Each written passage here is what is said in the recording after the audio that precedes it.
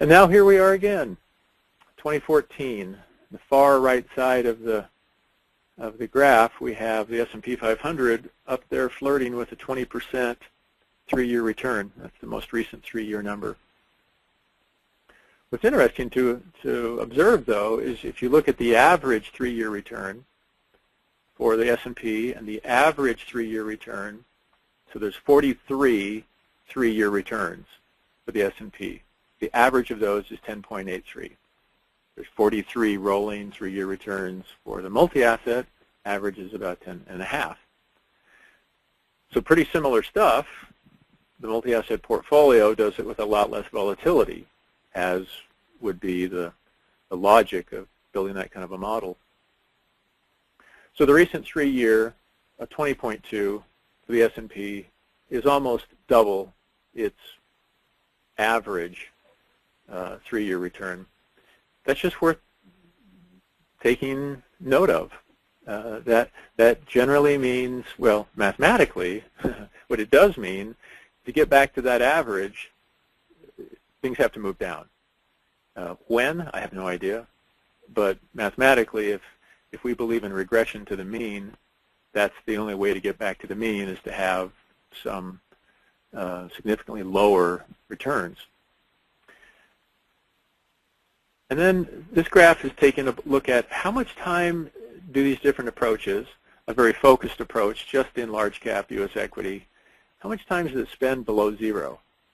You know, a rolling 3-year period with negative returns.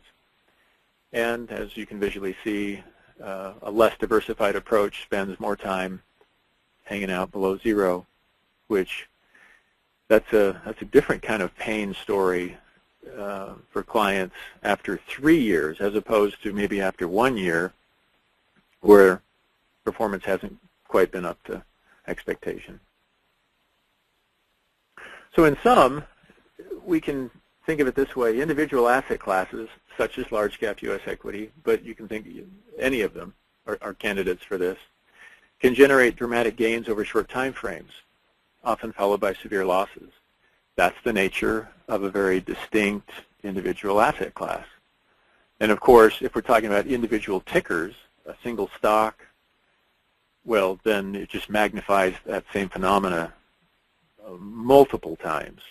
The best performing stock in any given year tends to be up in the 2,000 to 3,000, 4,000% range. And of course, the worst performing stock tends to be at minus 99.99%. That's pretty true of any given year. Whereas mutual funds, the best performing mutual fund usually isn't over 100%, nowhere close to 3,000 or 4,000%. And the worst performing mutual fund typically is around minus 30 or 40, somewhere in there.